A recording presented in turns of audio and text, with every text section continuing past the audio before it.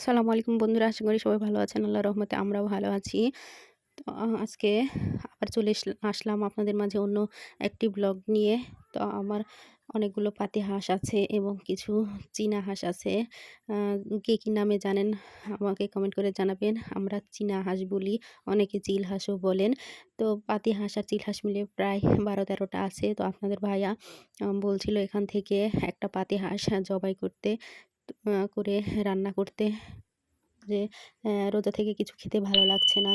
কিছু রান্না করলে ভালো লাগতো। দেশি হাঁস মুরগির মাংস খেতে খুব ভালো লাগে ওর। ওর খুব পছন্দ দেশি হাঁস মুরগির মাংস। আর আমরা চেষ্টা করি সবকিছু বাড়িতে তৈরি করেই খেতে।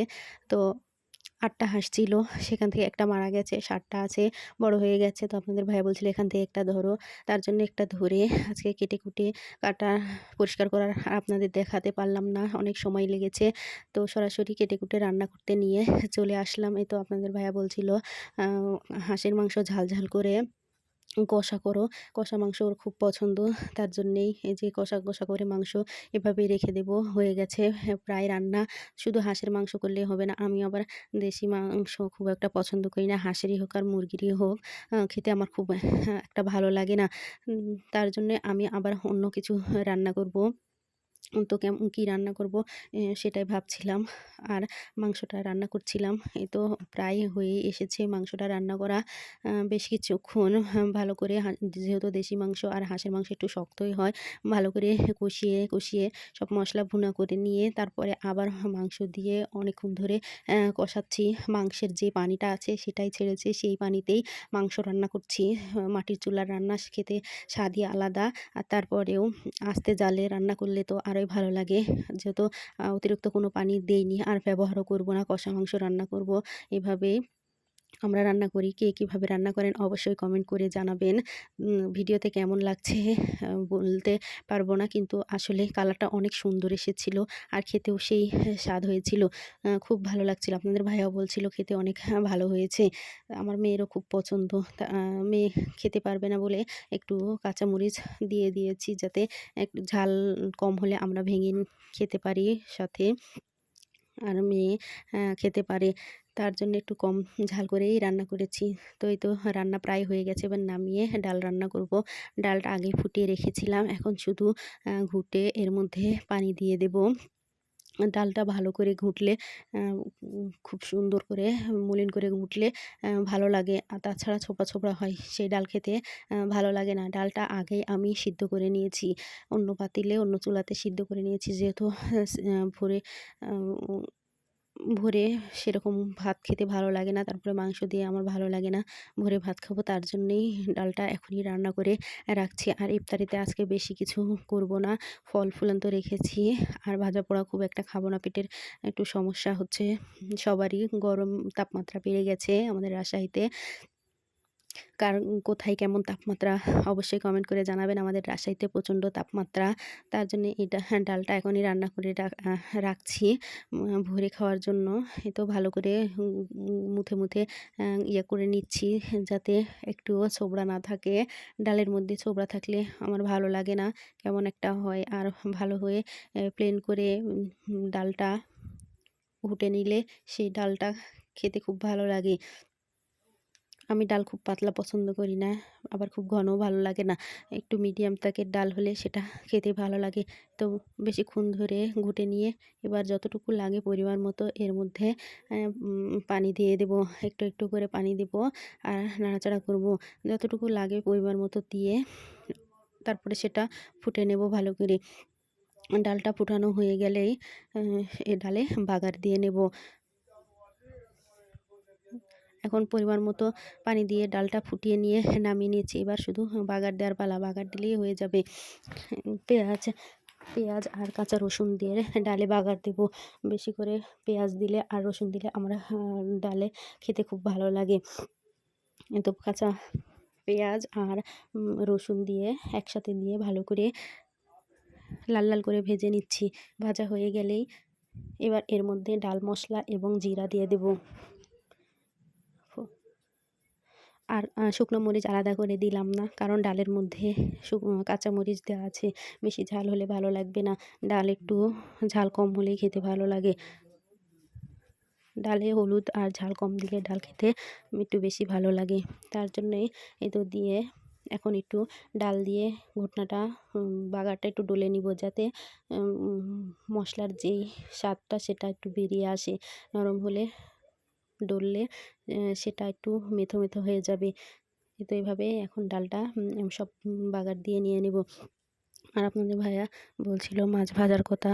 তো একটা মাছ কেটে নিয়েছি, জানি না কি মাছ নিয়ে এসেছে বাজার থেকে। মাছটা আমি চিনি না, আপনাদের ছবি দেখাবো, যদি চিনেন তাহলে অবশ্যই কমেন্ট করে জানাবেন মাছটার নাম কি। তো মাছটা একটু ভেজে নিচ্ছি, খুব তাড়াহুড়া আস্তে জালে ভাজবো বলছি, কিন্তু জালটা একটু বেশি হয়ে গেছে, তার জন্যই একটু ধোঁয়া ধোঁয়া দেখাচ্ছে। তো জালটা নিভিয়ে দিয়ে আস্তে আস্তে জালে মাছটা ভেজে নিচ্ছি। এপিট ওপিট ভালো করে নেড়ে নেড়ে ভেজে নিব মাছটা।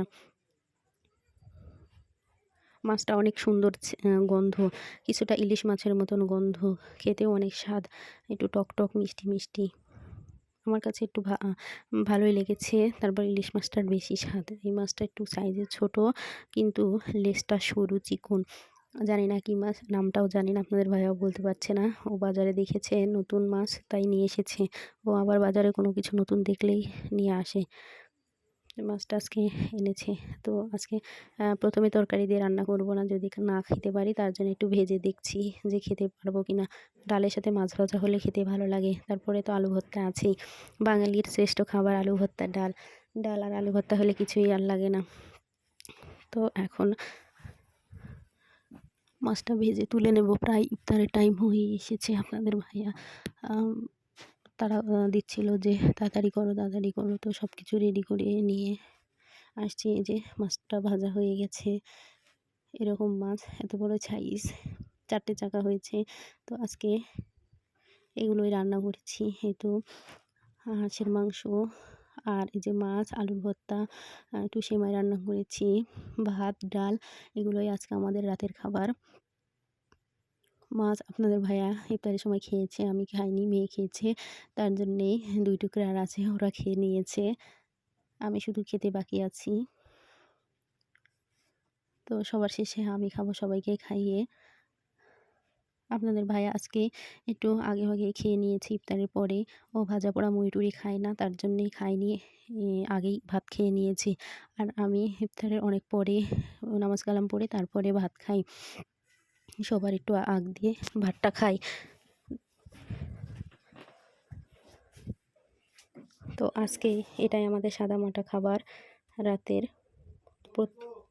প্রতিদিন তো আর ভালো মন্দ একরকম খেতে পারি না। যেদিন যেমন সামর্থ্য হয় সেদিন সেমনই রান্না করার চেষ্টা করি।